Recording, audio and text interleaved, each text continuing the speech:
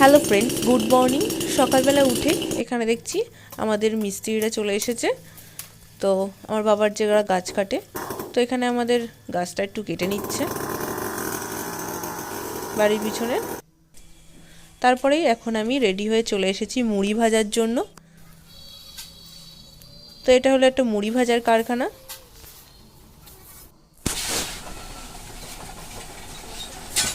তো মুড়ি ভাজতে দিয়ে আমি চলে এসেছি। এখানে আমাদের রঙের মিস্ত্রিরাও চলে এসেছে। তো এখানে পুট্টিটা করে নিচ্ছে। তারপরে এখানে এখন দিদি হলো পুজো দিয়ে নিচ্ছে ঠাকুরকে। তো পুজো দেওয়া হয়ে গেলেই আমি আর দিদি এখন এক জায়গায় যাব। তো এখানে এখন সব জিনিসগুলো নিয়ে নিয়েছি। তো আজকে আবার 3টে শাড়ির আমরা হলো ব্লাউজ বানাতে যাব। তো দিদির এখন সব বানাতে দেবে। তো সেই কাকিমার কাছে চলে এসেছি, আর এগুলো আমাদের বানাতে দেয়া ছিল। তো তোমাদের সাথে একটু শেয়ার করছি কেমন বানিয়েছে।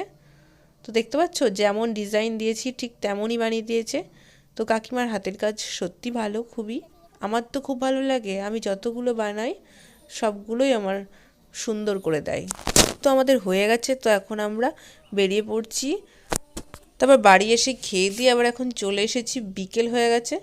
তো আমি এখন মুড়ির কারখানায় চলে এসেছি মুড়ি নিতে। তো আমার হয়ে গেছে, তো আমি এখন বাড়ি যাই।